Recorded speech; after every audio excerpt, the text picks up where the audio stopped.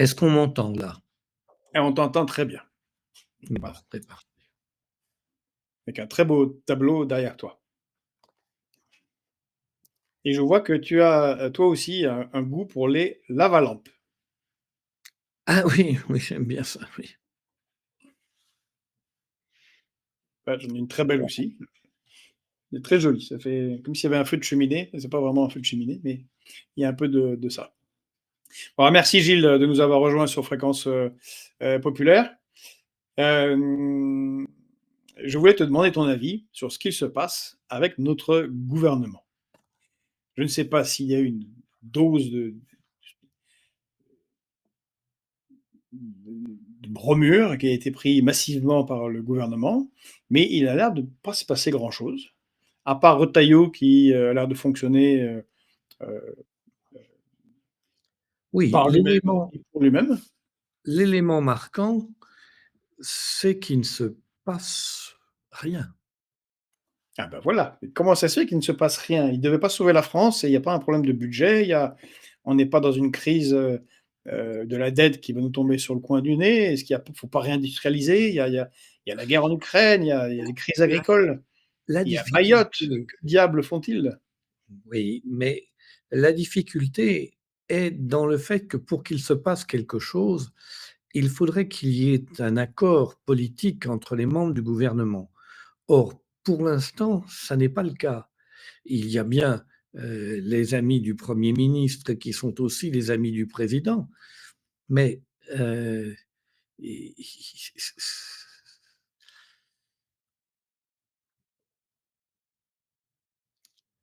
ils sont les amis du Premier ministre, ils sont les amis du président, mais ils ne sont pas les amis des Français. Ou plutôt les Français ne sont pas leurs amis. Alors, il y a là une difficulté. Le Premier ministre essaye d'échapper à la censure, mais il ne voit pas très bien comment il va échapper à la censure. Donc, il a le sentiment que, en ne faisant rien, il a un peu plus de chances d'échapper à la censure. Alors ce qui est quand même intéressant, c'est que quand on le met en perspective avec ce qui se passe outre-Atlantique, à Washington, où là on a une sorte de maelstrom euh, trumpien de décisions, de déclarations, de provocations, de tentatives de règlement de problèmes, ça Il faut pas les nôtres semblent encore plus atones. Ce qu'a fait Donald Trump aux États-Unis à l'occasion de sa prise de fonction ressemble tout à fait à ce qu'a fait le dernier président du Conseil de la quatrième République en France, qui était Charles de Gaulle, qui a demandé au Parlement de pouvoir gouverner par ordonnance et a immédiatement produit en quelques jours l'ensemble des décisions qui guideront sa politique pendant les 11 ans pendant lesquels il va rester aux affaires. Et ça a été fait en quelques jours, quelques semaines, même pas.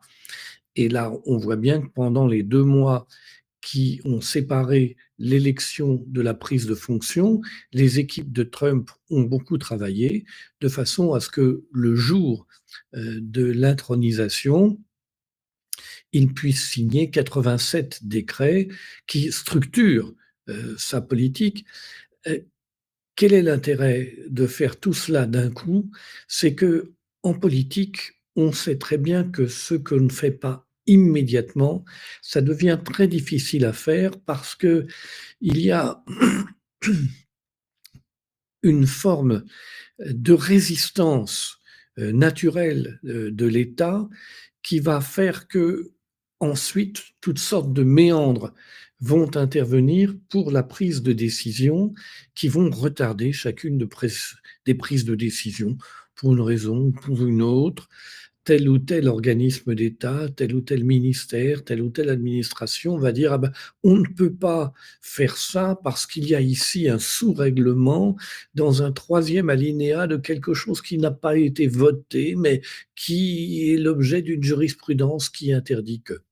Et si on fait tout le premier jour ou dans les premiers jours, comme l'a fait Charles de Gaulle, comme le fait Donald Trump, Alors, à ce moment-là, on court-circuite tout cela avec le risque, bien sûr que, un juge, par exemple, a déjà jugé illicite une décision de Donald Trump. Bien, c'est lui qui va devoir Ouais, un juge fédéral nommé par faire Reagan. la preuve, pour, mettre en échec cette décision de Donald Trump, mais ce n'est pas Donald Trump qui va devoir faire tout un processus avec son administration pour arriver à prendre la décision. Donc voilà, une des raisons de ces décisions.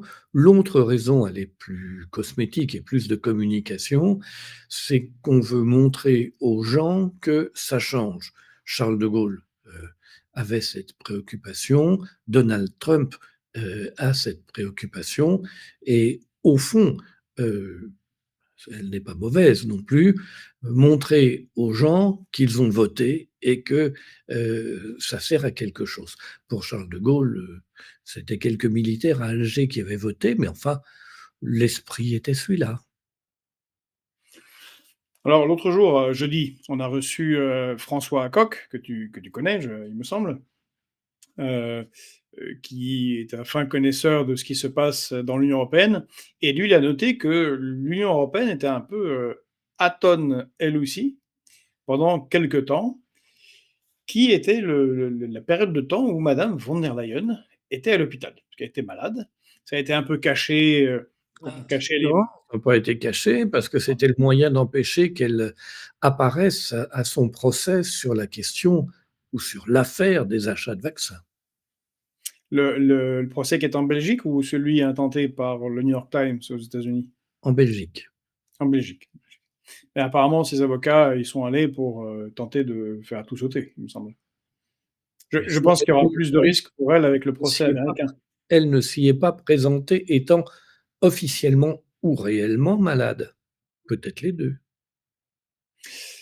En tout cas, l'impression que ça donne, c'est que, en fait, il y a déjà un phénomène de transfert complet de souveraineté, et que, finalement, nos gouvernants ne gouvernent pas trop, un petit peu comme en Belgique quand ils n'avaient pas de Premier ministre, et puis que c'est secondaire parce que les choses roulent, et que les décisions principales sont prises à Bruxelles. Est-ce que tu serais dans cette analyse, ou tu penses que, parce qu'on se demande pourquoi est-ce que ce gouvernement ne fait rien? On va te donner quelques éléments En d'explication, fait mais nous avons un système, heu, assez simple. Les décisions sont prises par un petit groupe de milliardaires informels qui se rencontrent à Davos, à 2-3 endroits dans le monde, de temps en temps pour faire le point et qui, à travers, des lobbyistes, imposent ces décisions à Bruxelles et à Washington. L'influence de Washington sur Bruxelles est très forte quand ces lobbyistes sont en ligne avec le président élu, surtout s'il a simplement 1 heure ou 2 heures de lucidité par jour, comme nous l'a dit le Wall Street Journal à propos de Joe Biden. oui, il y a des milliers de lobbyistes, américains à Bruxelles, hein. Oui, des milliers de lobbyistes qui représentent les milliardaires. Ils sont Mmh. souvent américains, ils ne sont pas forcément américains, ils peuvent être australiens, ils peuvent être français. Et ce qui se passe, c'est que ce sont ces, milliardaires, à travers leurs lobbyistes, qui décident dans la vérité. Voilà. Alors pour le reste, on laisse un espace de jeu à des personnes, physiques pour leur donner le sentiment qu'elles existent. Alors, on nous dit que la planète va brûler, on nous dit qu'il y a 34 genres, ou on nous dit qu'il n'y en a que 2, suivant maintenant la nouvelle théorie américaine. Mais tout ça, c'est pour distraire un peu le public, un peu comme il y a la coupe du monde de football, ça sert aussi à la même distraction du public. Mais les vraies décisions, les décisions structurantes, le parlement français, il n'en est plus saisi. Vous savez, 80 des décisions, qui sont prises, À Paris, au Parlement, elles sont l'adaptation des décisions bruxelloises. Bon, ce n'est que 80%, me direz-vous. Alors on va aller un peu plus loin.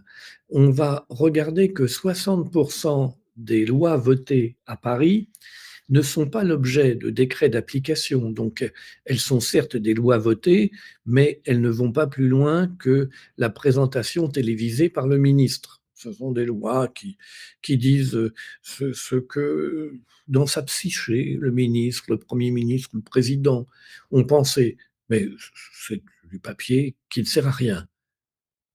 En revanche, la traduction des règles de Bruxelles, elles sont l'objet à 100% de décrets d'application. C'est-à-dire que ce qui est décidé à Bruxelles s'applique vraiment.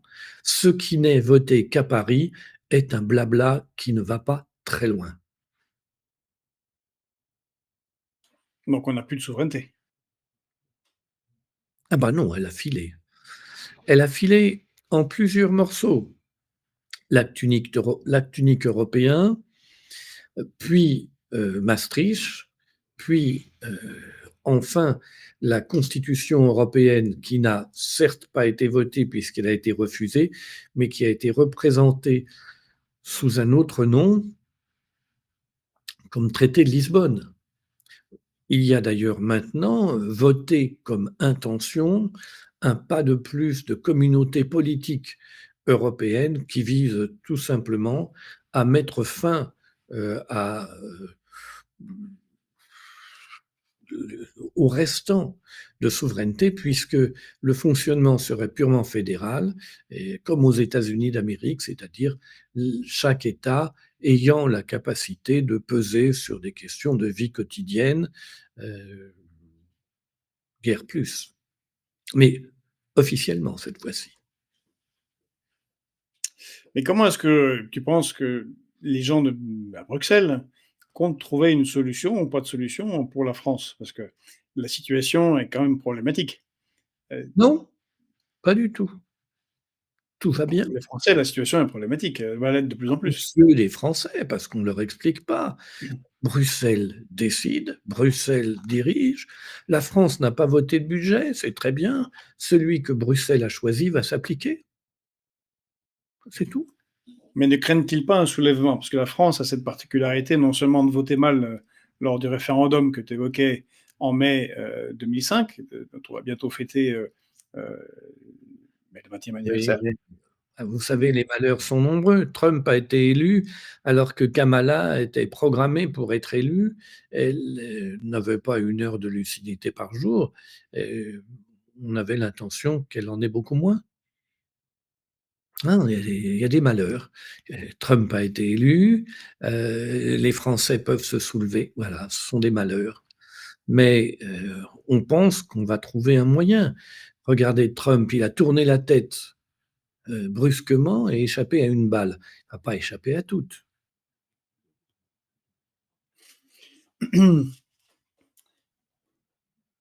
Néanmoins, l'ensemble actuellement des pays européens semble, enfin des dirigeants européens, je parle du côté européiste, semblent un peu en panique. En raison de la situation économique, des balles qui sont tirées dans le pied.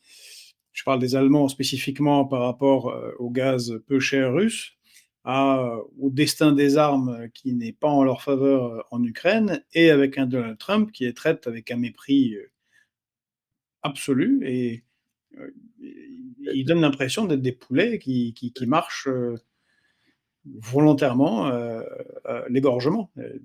Oui. Donald Trump n'a rien contre les Européens. Il a simplement le mépris qu'ont un certain nombre de gens des catégories supérieures pour les laquais. Et même si ce sont les laquais des États-Unis, il les méprise comme les gens des catégories supérieures ont tendance à mépriser les laquais. Donc il ne leur accorde même pas l'entretien, la discussion, l'échange ou la négociation. Avez-vous vu un duc, un comte ou un vicomte qui négocie avec ses laquais? Ce n'est pas la tradition. Donc là, ils savent très bien qu'ils sont dans cette situation. Ils ont accepté, parce que ce sont des laquais, le dispositif de la guerre en Ukraine qui était essentiellement fait pour liquider l'industrie allemande et faire que durablement, pour 10 à 20 ans, l'Union européenne ne puisse pas être un concurrent économique pour les États-Unis. Bon, ils l'ont accepté, ils ont participé à la chose, ils ont pris contre l'Union européenne de terribles sanctions qu'ils ont baptisées sanctions contre la Russie. Mais elles ne sanctionnent pas la Russie. Regardez, les faits sont probants maintenant. On a quelques années de recul. On voit bien que ce sont des sanctions contre l'Union européenne et notamment contre l'Allemagne. Alors, ils ont pris tout ça. Euh, Est-ce qu'ils ont cru que ça allait affaiblir la Russie plus qu'eux-mêmes? Ils ont quand même quelques bons économistes parmi eux qui leur ont dit non, mais ça c'est un coup sur la tête, ça c'est un coup sur le pied, ça c'est un coup sur la main. Les néoconservateurs autour de Blinken et de Sullivan semblent y avoir cru, eux. Donc ils savaient qu'ils faisaient ça, mais ils pensaient qu'en retour les États-Unis les remercieraient. Et les États-Unis de Biden et Kamala ne les remercient pas, puisque c'est maintenant les États-Unis de Trump qui leur donnent un coup de poêle à frire sur la tête. Alors, bien sûr, ça c'est un grand malheur. Il n'y a pas de remerciement. Et on leur annonce que ça va être pire. D'abord que l'Ukraine, on n'en a pas grand-chose à faire, puisqu'on a, semble-t-il, arrêté de fournir des armes à l'Ukraine, qu'on va s'arranger avec Moscou, parce que le grand problème, c'est que cette affaire pour liquider la Russie a coûté très cher aux États-Unis. Elle a coûté l'alliance de la Russie et de la Chine. Et ça, c'est quelque chose qui n'était pas écrit. Et ça, c'est quelque chose qui est terrible pour les États-Unis. Les États-Unis craignaient, euh, comme la peste, l'alliance entre la Russie et l'Allemagne. Henry Kissinger en parlait régulièrement. Les capacités industrielles de l'Allemagne et les matières premières de la Russie, ça faisait un concurrent de taille à se mesurer aux États-Unis d'Amérique, surtout s'il était flanqué de quelques satellites comme la France ou les pays d'Europe du Nord. Si on a la même chose entre la Chine, qui est une affaire plus solide encore que l'Allemagne, parce que en termes démographiques, elle est incomparablement plus puissante. En termes militaires, elle est incomparablement plus puissante. Si elle a ce qui lui manque, c'est-à-dire les matières premières dont la Russie regorge, alors c'est un concurrent qu'on ne peut plus vaincre. Il faut avoir en tête que de la naissance de l'humanité jusqu'à 1820, 1830, la Chine est la première puissance, sans conteste, sans discussion. Euh, Simplement, elle n'est pas impérialiste. Donc, elle ne cherche pas à dominer les autres, elle est la première puissance et elle s'en contente parce qu'elle est justement tellement puissante. Et Donald Trump, lui, son problème, c'est la Chine, c'est pas la Russie. Euh, Maintenant que l'Allemagne est à genoux pour un certain temps, le problème, c'est séparer la Russie de la Chine et éventuellement, même si la Russie se réconcilie avec les Européens, c'est pas un bien grand problème. De toute façon, euh, les dirigeants russes ont pour les dirigeants européens un mépris illimité que Trump partage, mais en plus, Trump, ce sont ses amis officiellement, alors que Poutine, maintenant, ce sont ses adversaires pour Poutine et pour ceux qui le suivront pour au moins 50 ans. Donc, les choses maintenant consistent à résoudre la question ukrainienne avec un accord avec la Russie sur les armements, sur les limites territoriales de l'OTAN et dans lequel l'Ukraine n'entrera pas, et puis sur le fait de faire que les Européens vont assurer leur défense eux-mêmes. Comment il faut interpréter ça de la part de Trump? C'est assez simple. Les Européens vont acheter des matériels américains pour leur défense. Les Américains s'engagent à ne plus intervenir en Europe. Ils s'engagent auprès des Russes à ne plus intervenir en Europe. Les Européens, une fois qu'ils auront acheté du matériel américain, seront incapables de constituer une défense européenne. C'est impossible dans l'Union européenne telle qu'elle existe, telle qu'elle fonctionne. Donc, les Russes. Je me permets de faire une incise, Gilles.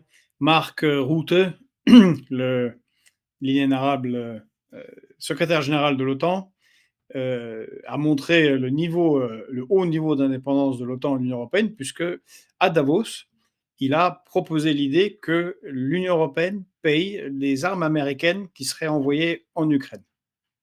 Et c'est même pas des armes à acheter pour les Européens. Oui, C'est très intéressant comme oui, concept. il y a les laquais et puis il y a les excités. Lui, il est dans les excités. Alors ça, c'est un cas d'école intéressant, mais c'est quand même comme les poissons volants. C'est pas la La majorité majorité des des gens. gens. Mais euh, la Russie va être rassurée par le fait qu'on lui dit que les États-Unis n'interviennent plus en Europe, les Européens se défendent eux-mêmes. Ils sont incapables de se défendre, donc la Russie voit bien qu'en dehors du discours des dirigeants européens de l'OTAN qui disent que c'est la guerre, vraiment, cette fois-ci c'est la guerre totale avec la Russie, bon, tout ça n'ira nulle part. Donc ça rassure la Russie. Elle a moins besoin, aux yeux de Donald Trump et de ses amis, elle a moins besoin de s'adosser à la Chine, d'autant plus que les États-Unis vont mettre des conditions douanières économiques assez sévères à la Chine, à l'Union européenne et moins à la Russie, puisqu'ils vont lever les sanctions sur la Russie. Donc, en montrant une bonne volonté vis-à-vis de la Russie, on va la maintenir éloignée de l'Union européenne, qu'on va maintenir avec sévérité à l'extérieur. Alors, j'ai lu quelque part que à Davos, Donald Trump avait affronté le monde entier économiquement ou menacé le monde entier. Pas du tout. Il a simplement dit que comme elle se retire de l'OMS, sa nation se retire de la globalisation financière. Et si nous faisions la même chose, nous ne menacerions personne. Rétablissement des droits de douane entre tous les pays, accord de gré à gré entre les pays sur les divers objets qui sont la base de leurs échanges. C'est le retour à la situation avant l'Organisation mondiale du commerce, avant l'organisation de la destruction de l'industrie dans les pays occidentaux et de la délégation de la fabrication des marchandises à la Chine. Alors, est-ce qu'il n'y a pas un côté quand même sur les questions internationales brouillon de Donald Trump? Parce qu'il annonce sa sortie de l'OMS, mais là, hier ou ce matin, c'est difficile à suivre, parle de réintégration de l'OMS, des États-Unis. Et quant à la Russie, et par rapport à essayer de découpler la Russie de la Chine, ça a l'air mal emmanché parce que en même temps, il dit qu'il faudrait régler le conflit en un jour, puis ça sera après 100 jours, puis après ça sera Kellogg, qui est un autre néoconservateur quand même, va trouver une solution, puis après il somme Zelensky et Poutine de trouver un accord. Sinon, il saisit les biens russes dans les coffres des banques centrales, de la banque centrale américaine pour le donner aux Ukrainiens. Et puis après, il signe un décret de non-envoi pendant 90 jours de l'aide à l'Ukraine. C'est très, très brouillon. Vu du Kremlin ou de Beijing, ça semble un peu, on dirait la mouche du coche, plutôt que quelqu'un qui a un objectif clair. Oui, c'est sa personnalité, il dit un peu n'importe quoi. Ça n'a pas d'importance, il faut voir ce qu'il fait. Il a toujours dit n'importe quoi, toujours. C'est sa marque de fabrique. Il dit n'importe quoi, puis il dit le contraire, mais il y a ce qu'il fait. Et ce qu'il fait a une forme de continuité, pas toujours. Pas toujours. C'est quelqu'un qui se fie beaucoup à son instinct et il a un instinct changeant. Alors, on a 2 questions dans le enfin, il y a beaucoup de questions, beaucoup de réactions dans le fil. Il y a une question d'Hypatie: «Est-ce que les biens, russes ne sont pas déjà saisis?» Non, ils ont Pas été du gelés pour le moment pas du tout. et l'Union européenne a distribué 1 milliard à l'Ukraine des bénéfices qu'aurait fait l'argent russe dans les coffres de la Banque centrale européenne. Alors, l'argent est gelé, mis sur des comptes rémunérés et la rémunération de ces comptes a été, heu heu, en partie versée aux Ukrainiens. Ce qui a, été fait d'ailleurs contre l'avis de la Banque centrale européenne, qui a indiqué que s'était créé un précédent, particulièrement dommageable et vous avez vu que les BRICS se sont manifestés, les Saoudiens ayant indiqué qu'ils pouvaient alors à tout instant jeter la dette française sur le marché et qu'on verrait ce qui se passerait. Vous avez noté que depuis que nous avons versé aux Ukrainiens une partie des gains obtenus par les capitaux russes, la France se refinance sur le marché mondial plus cher que l'Espagne, le Portugal, l'Italie ou la Grèce.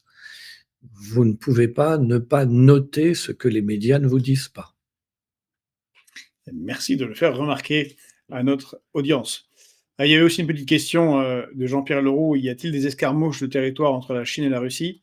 Il y a eu, c'était le conflit sur le fleuve Amour en 1969, et c'est un domaine qui est mal connu des relations sino-russes, et un succès de Gorbatchev, qui est très critiqué en Russie, mais c'est Gorbatchev qui réussit à établir le règlement définitif des problèmes frontaliers entre la Russie et la Chine pendant son mandat, ce qui va permettre le développement des accords commerciaux, financiers, économiques, scientifiques entre les deux pays par la suite. Il faut comprendre qu'en 63-64, quand la Chine et la Russie s'éloignent, c'est un conflit idéologique, théoriquement, entre les 2 grands partis communistes. La Chine, ne sortira jamais officiellement du communisme, mais quand vous voyez une session extraordinaire du comité central, du parti communiste chinois, il y a maintenant, un peu plus d'une vingtaine d'années, avec pour sujet, pour une semaine complète, le renforcement de la marge brute, la construction de la marge nette, vous voyez bien qu'on est loin de salaire, prix et profit de Marx au XIXe siècle. Et la Russie, elle a rompu tout à fait avec le communisme. Il y a eu un pur changement de régime. Donc les rapports sont des rapports entre Russes et Chinois et non entre communistes soviétiques et communistes chinois. Certes, c'est toujours le Parti communiste qui dirige la Chine. Si on peut voir euh, quelque part le moindre lien avec le souci de défense de la classe ouvrière qu'avaient les amis de Marx quand ils ont mis au point le manifeste du Parti communiste, dans la façon dont le Parti communiste chinois dirige son pays, si on arrive à trouver cela, c'est qu'on peut faire entomologiste de compétition et se préparer au prix Nobel. Alors pour en revenir, puisqu'on est arrivé là, à la situation en Ukraine, vous nous dites, Gilles, que la messe est dite du côté de Trump, même s'il fait de l'agitation verbale et danse des sioux, et que son problème n'est plus du tout là. Et du coup, qu'est-ce que ça nous donne pour les Européens et en particulier les dirigeants européens de l'Ouest? Puisqu'on voit qu'à l'Est, ça Du tangue malheur, sévèrement. du malheur, tout simplement. C'est du bonheur pour nous si eux, ils ont du malheur, hein. Mais il faut comprendre que nous sommes à un moment de bascule dans lequel la réalité est que le monde bourdonne très intensément. Nous ne sommes pas du tout dans un moment calme où il ne se passerait rien, à la manière dont François Bayrou détermine et conduit la politique du pays, comme le dit la Constitution. Euh, En réalité, il y a un tourbillonnement absolument terrible. Il y a autour de Trump une pression maximale exercée par les milliardaires de Davos. Je dis Davos pour indiquer le groupe, le regroupement, la tendance Davos des milliardaires. Celle-ci fait pression sur l'Union européenne pour qu'elle ne les lâche pas, de la même façon que dans l'Union européenne, toute une série d'acteurs et de pays sont sur la ligne de maintenant il faut s'aligner sur Trump parce que sinon on va avoir des vrais gros problèmes. Donc l'Union européenne, Comme quoi, elle un vrai est gros problème. agitée de soubresauts absolument terribles, même si le système médiatique ne les montre pas. Trump, il est sous une pression très grande, donc il dit et il dédie parce qu'il ne sait pas jusqu'où aller trop loin, il ne sait pas à quel moment il va vraiment décider l'état profond tenter une nouvelle tentative d'assassinat. Voilà, alors il y a tout ça qui est très compliqué à suivre et les Russes prennent des positions assez sévères vis-à-vis de Trump, positions qu'ils n'avaient pas prises avant que Trump soit élu, qui prennent maintenant pour une raison simple, ils se préparent à négocier. Donc avant la négociation, on durcit sa position, on dit qu'on ne cédera sur rien, qu'on verra ce qu'on verra, mais que de toute façon, on arrive à la négociation pour gagner et pour tout imposer. Alors, Trump fait la même chose, tout en asphyxiant Zelensky. Il fait ce discours vis-à-vis des Russes, qui font ce discours vis-à-vis des Américains. Mais ça veut simplement dire que les deux veulent négocier et veulent négocier ensemble. Alors moi, qui suis, d'ailleurs, on prépare une émission spécifique sur la position russe. Les Russes sont quand même globalement inquiets par les États-Unis, et ils l'ont formulé de cette manière-là. Trump n'est élu que pour 4 ans, et les néoconservateurs sont tous toujours là, y compris dans l'équipe qui s'est choisie pour le moment. Et que, Oui, et il que n'a pas pu évacuer absolument tout le monde.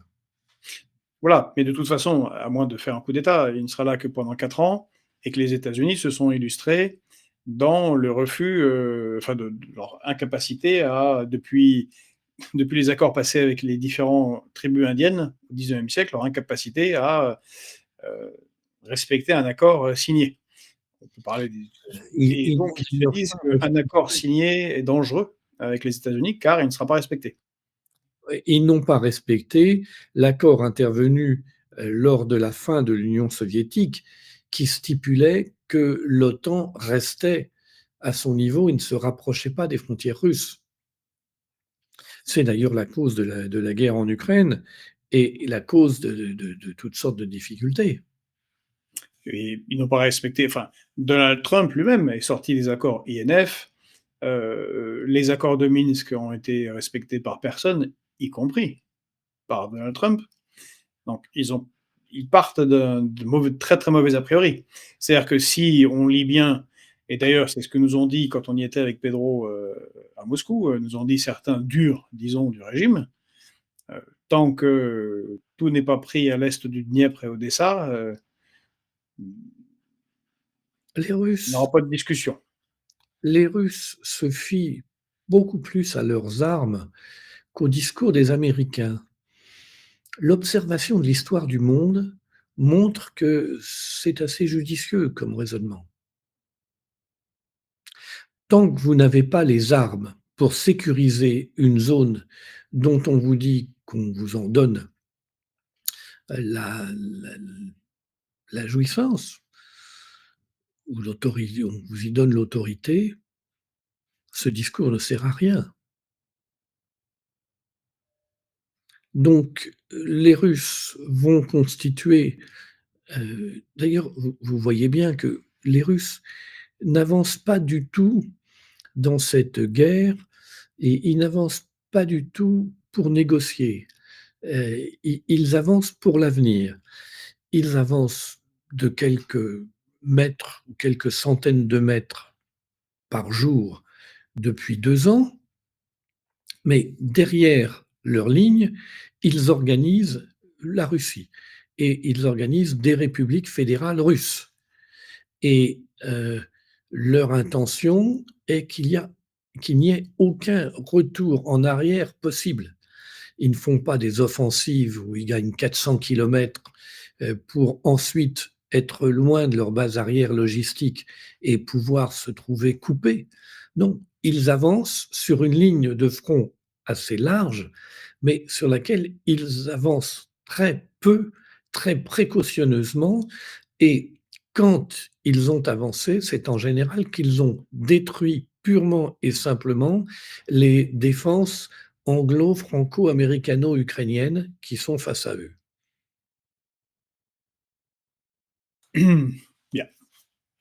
Alors ce qui ramène, qui nous ramène à nos amis, enfin à nous, les Européens de l'Ouest, compte tenu de tout cela, de ce que fait Donald Trump, de ses exigences, que ce soit sur le Groenland ou sur le paiement d'achat d'armes américaines par les Européens, compte tenu de la situation de l'industrie, y compris en Allemagne, vers quoi se dirige-t-on? Parce que vous parliez de temps difficiles, ce sera pénible, mais c'est quoi ce temps difficile et c'est quoi, quelles en seront les conséquences? On va aller vers une régression économique très forte, spécialement en Allemagne et en France, et vers un discours qui, dans un premier temps, sera un discours rigoureusement brejnevien. Quand ça ne marchait pas, c'est qu'il n'y avait pas assez de communisme. Et là, vous voyez bien que plus on s'enfonce et plus on nous dit que c'est parce qu'il n'y a pas assez d'Europe et pas assez de fédéralisme. Donc ce discours va continuer. Ces résultats vont être comparables aux résultats du brejnevisme, c'est-à-dire que plus on tient ce discours et plus ce qui va mal va mal. Mais avant que ne se manifeste une implosion dans un pays clé comme la France, par exemple, soit en Allemagne par la victoire de l'AfD, soit en France par une implosion ou par la victoire de Marine Le Pen dans des conditions de raz-de-marée massif, il n'y aura pas de changement d'attitude. Alors, c'est une, c'est une constante, c'est surtout l'idée que se font ces gens que maintenant qu'ils ont réussi à mettre la sphère de la décision au niveau européen, il peut y avoir toutes sortes d'agitations nationales, ça ne va pas changer la donne. On a vu quand même qu'en Grande-Bretagne, le Brexit a été voté. On peut imaginer que l'Union européenne se déconstruise avec d'autres pays. Déjà, la Slovaquie s'interroge sur sa sortie. Alors, vous avez vu que la CIA prépare une révolution de couleur sur place.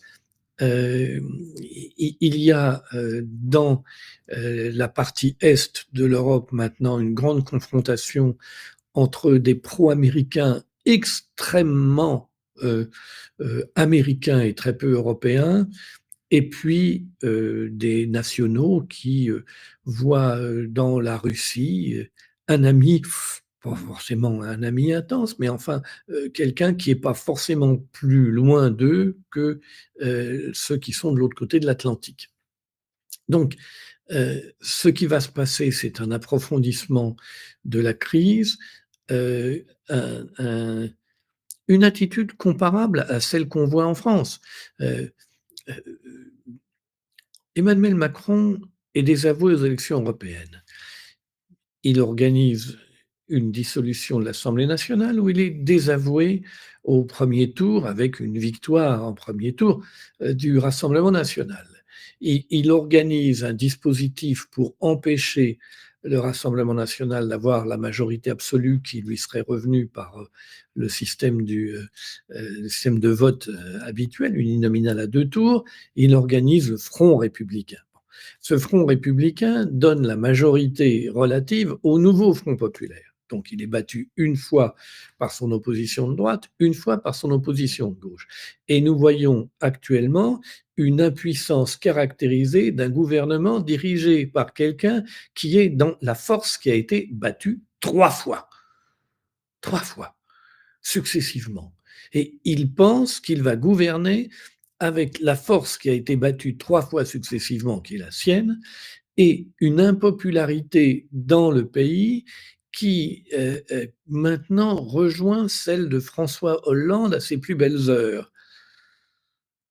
Vous voyez bien qu'on a là un comportement qui est en ligne avec le comportement d'un Thierry Breton, qui est maintenant dans une compagnie américaine. Vous avez vu que on a autorisé son pantouflage dans cette compagnie américaine en retirant les 2 ans qui, en principe, pardon, doivent être maintenus entre la fin d'un mandat et le début d'une responsabilité, mais on l'a exonéré. Mais vous voyez qu'en même temps, c'est maintenant un homme politique de premier plan qui pense qu'il va mener la vie politique et en France et en Europe, et qui, dans ce contexte absolument délétère, est un très bon thermomètre de ce contexte délétère. Écoutez-le, son discours est l'expression du refus maintenu de la réalité et de cette idée que, au fond, on peut adapter 1984 à la vie politique française et que ça va marcher. Bah, on sait que ça ne marche pas, mais enfin, vous savez, heu, Jacques Doriot a été tué par les Alliés dans la neige dans une réunion, à l'occasion d'une réunion de complot qu'il organisait avec Marcel Déat pour renverser Laval et prendre la présidence du Conseil à Sigmaringen. C'est une tradition française. Vous êtes dur, Gilles. Est-ce qu'il n'y a Non, pas je une regarde l'histoire et je vois la continuité de l'histoire. est-ce qu'il n'y a pas une contradiction du côté américain de vouloir organiser, une révolution de couleur? D'ailleurs, vous pouvez nous en donner, les contours en Slovaquie et en même temps, comme dirait l'autre, soutenir l'AfD en Allemagne qui, elle, veut renouer avec la Russie. Non, parce que vous avez d'un côté Trump qui fait de la politique et vous avez Elon Musk qui exprime son vouloir vivre souffrant. Alors ils se rencontrent, ils sont ensemble dans de nombreux domaines, mais croyez bien que Trump ne cherche pas à renverser la vapeur en Allemagne par une victoire de l'AfD. Heu, Ça permettrait effectivement de créer une confusion encore plus grande dans l'Union européenne, qui permettrait de négocier beaucoup plus librement avec la Russie. Mais je crois que Trump se rend compte qu'une victoire de l'AfD, ce serait tout de même plus de complications que de simplification. Alors que ce qui fonde l'optimisme de Thierry Breton et du reste de l'Union européenne, c'est qu'il n'y a pas d'opposition. Quand éclatent les révolutions? Est-ce qu'elles éclatent quand le peuple est sous le joug? Oh non, pas du tout, pas du tout. C'est pas du tout au moment où Caetano a la pression la plus forte C'est pas sur, faux. les Portugais que la révolution éclate. C'est Mmh, quand pardon, Salazar. ça C'est va. quand Salazar est mort, Caetano, qui est un universitaire, bon, fasciste, mais universitaire, pas militaire, universitaire, qui tient des discours qui essayent de justifier le maintien d'un système fasciste, mais bon, il a du mal et alors il essaie d'assouplir un petit peu et du coup, comme il essaye d'assouplir un petit peu, il apparaît qu'il y a une sorte de petite fenêtre Et alors, à ce moment-là, les militaires se disent: «Mais, dans cette fenêtre, il y a peut-être la place pour un régime militaire» et donc ils se mettent derrière celui qui a été appelé le De Gaulle, portugais, c'est-à-dire, Alberto Spínola et ils disent: «Bon, on va faire un coup à la De Gaulle». Et puis, quelques semaines plus tard, le coup à la De Gaulle se transforme en une révolution des œillets où la population surgit et renverse tout ça. Spinola est obligé d'aller au Brésil en oubliant ses rêves de grandeur et ce sont les communistes et l'extrême gauche qui se retrouvent au gouvernement. Bon. Et voilà comment se passe une révolution. Regardez la Russie, c'est pas au moment où Brejnev ou Staline font la pression maximale qu'il y a le moindre soubresaut. C'est quand Gorbatchev dit mais au fond, pourquoi continuerions-nous en dictature? On va continuer le communisme, mais on va associer le communisme et la liberté. Plouf, la société renverse Gorbatchev et le communisme pour installer la liberté de marché et le pouvoir des mafias. Donc, il faut, pour qu'il y ait une révolution, qu'il y ait une opposition possible, visible. Alors, en Russie, c'est la liberté à l'occidental et le pouvoir des mafias parce qu'il y a cette idée que c'est ça l'alternative au communisme. Alors, bon, il faudra à Poutine un certain temps pour faire reculer le pouvoir des mafias et faire revenir la Russie dans son lit, c'est-à-dire un pays qui n'a jamais connu la démocratie. Peut-être sous Kerensky quelques semaines et encore, c'est très discutable, et qui, en revanche, a ses manières de faire que le peuple s'exprime. On peut dire que Poutine exprime globalement ce que veulent les Russes de la même manière que Trump exprime globalement ce que veulent les Américains. Bien sûr, ni ce que veulent les Russes, ni ce que veulent les Américains ne correspond aux représentations que les Français se font du monde. Ça, c'est très clair. Mais aujourd'hui, qui représente ce que veulent les Français? Regardez le Parlement. Pourquoi les gens s'invectivent-ils au Parlement en France? Il y a une raison, c'est qu'ils sont d'accord. S'ils n'étaient pas d'accord sur tout, ils auraient des débats de fond. Entre les communistes et les gaullistes dans les années 60, il n'y a jamais d'invective. Il y a des désaccords, il y a de la politique, il y a des discours tenus de part et d'autre, avec un niveau de qualité tout à fait sérieux de part et d'autre. On discute de choses très sérieuses, on a des points de vue opposés, on se confronte au Parlement, on ne s'envoie jamais ni d'insultes, ni de coups. Mais là, sur quoi ils sont en désaccord? Expliquez-moi, est-ce que sur l'Ukraine, il y en a un qui est en désaccord? La réponse est non. Est-ce que sur l'Union européenne, il y en a un qui est en désaccord? La réponse est non. Vous connaissez le petit film qui montre Manon Aubry se jetant dans les bras de Madame von der Leyen au moment où elle est renommée présidente de la Commission.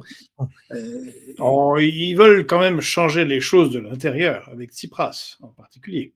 vous savez, la discussion sur l'ameublement du bureau, c'est une discussion sans fin, y compris dans un ménage et dans le ménage le plus uni. Il n'y a pas une force qui, aujourd'hui, en France, se propose, si elle arrivait, de faire comme Donald Trump, 87 mesures qui vont changer la donne. Les Français espèrent confusément cela de Marine Le Pen, mais elle a tellement raboté et Jordan Bardella plus encore qu'elle, que finalement, euh, ils vont voter pour elle. Bon, d'accord, mais ils vont pas descendre dans la rue pour elle, parce qu'ils n'ont pas le sentiment qu'il y a autre chose. En 36, ils descendent dans la rue parce que le Front populaire leur semble être prêt à ouvrir les portes et les fenêtres. Donc, Ce que les dirigeants de l'Union européenne voient, c'est qu'il n'y a pas dans les grands pays comme la France ou l'Allemagne de véritables alternatives, bon, notamment il y a l'AfD, mais l'AfD, elle n'est pas aux portes du pouvoir. Et surtout, elle n'est pas mobilisatrice pour faire descendre dans la rue les Allemands qui ont le sentiment qu'une partie du discours de l'AfD a déjà été proposée et n'a pas mené, en fin de compte, à un grand succès. Donc, une longue période de stagnation et d'enlisement pour les pays européens, en particulier l'Allemagne et la France. C'est ce qui nous attend. On peut penser à un enlisement, une stagnation, euh, à un parcours de crise en crise et où à chaque fois, on s'enfoncera au nom de il faut plus d'Europe, plus de fédéralisme. Mais vous avez vu que la capacité à innover est maintenant assez faible. Madame von der Leyen vient de signer un grand accord pour acheter des millions de doses de vaccins Covid, toute seule. Donc Mais vous la voyez dernière fois, elle l'avait fait toute seule aussi, non? Un petit peu. dans un comique de répétition, on a une difficulté à s'extraire, de ce qui n'a pas marché. C'est tragique. Peut-être une dernière question et puis après on pourra, vous libérer. Est-ce que vous, considérez que, les États-Unis, avec Donald Trump, pourraient arracher le Groenland au Danemark et à l'Union européenne et en faire leur, 51e État? Où on est dans beaucoup d'esbroufs. Apparemment, il y a eu un coup de fil très tendu, entre la première ministre danoise et Donald Trump. Oui, ça n'a pas grande importance. Le Premier ministre danois ne pèse rien. Combien de divisions, le Premier ministre danois? Hein? Non, ce qui est intéressant, c'est le sondage fait au Danemark pour savoir s'ils préfèrent rester danois ou s'ils veulent devenir états-uniens. Au Groenland. Ah, au Le Groenland, pardon, au et Danemark, et et alors, qu'est-ce qu'il a donné, le la vote. sondage? Ah, ils veulent être américains. Sauf que Donald Trump peut-il faire ça en 2 ans avant les midterms, compte tenu des multiples législations internationales et américaines, heu, pour ce qui serait une annexion, en fait? La question pour Donald Trump, c'est l'échange entre l'Ukraine et le Groenland. Oui, ça s'entend, vous l'aviez abordé ici et c'est très intéressant de le voir de cette manière-là. À Heu, partir du moment où on déclare que le Groenland, c'est dans la sphère des États-Unis et l'Ukraine dans la sphère de la Russie, il n'a pas besoin d'avoir un grand électeur au Groenland. Il a besoin de pouvoir y installer, parce que ici, euh, la grande partie de la population vit sous Mercator, c'est-à-dire qu'elle pense que le Groenland, est entre l'Europe et les États-Unis. Mais le Groenland, il est entre la Russie et les États-Unis. Et à partir du moment où les Américains peuvent installer des bases de missiles de grande taille au Groenland et exploiter les hydrocarbures lourds qui sont sous la surface du Groenland, ils n'ont pas besoin d'installer un gouverneur. Hein. De la même façon que les Russes ne demanderont pas que la frontière russe soit bougée très au-delà de ce qu'elle est actuellement. Mais à partir du moment où il y aura à Kiev un gouvernement qui aura les yeux de Chimène pour Moscou et qu'il y aura au Groenland un gouvernement qui regardera de la même façon vers Washington, les choses seront faites. La sphère d'influence, le nouveau Yalta sera réalisé. L'enjeu, c'est la réalisation de ce nouveau Yalta. Trump dit qu'il veut le canal de Panama, qu'il veut le Groenland, qu'il veut le Canada. Bon, dans la réalité, ce qu'il veut, c'est un gouvernement canadien qui renonce à toute indépendance stratégique. Ça ne va pas être très difficile à obtenir. Un gouvernement au Groenland qui soit totalement à sa main, il va l'obtenir.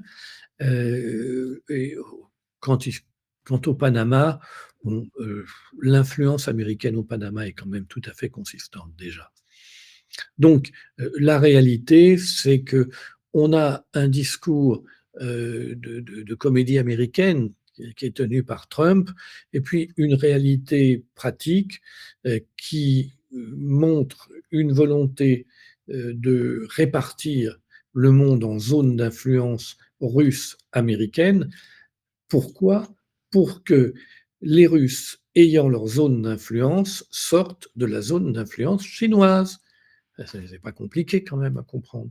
Le Groenland, c'est la Chine. Le problème du Groenland, c'est la Chine. D'autant plus que la fonte des glaces au pôle Nord, qui est compensée par une montée des glaces au pôle Sud, mais la fonte des glaces au pôle Nord fait que ça devient une nouvelle voie de circulation entre la Chine et l'Occident, et que le Groenland borde cette voie de circulation. Et vous savez, les guerres, ça se fait sur le bord des pipelines, sur le bord des routes maritimes ou sur le bord des très grosses fibres optiques. Eh bien, merci Gilles pour cette analyse et ce rappel de l'endroit où se mènent les guerres.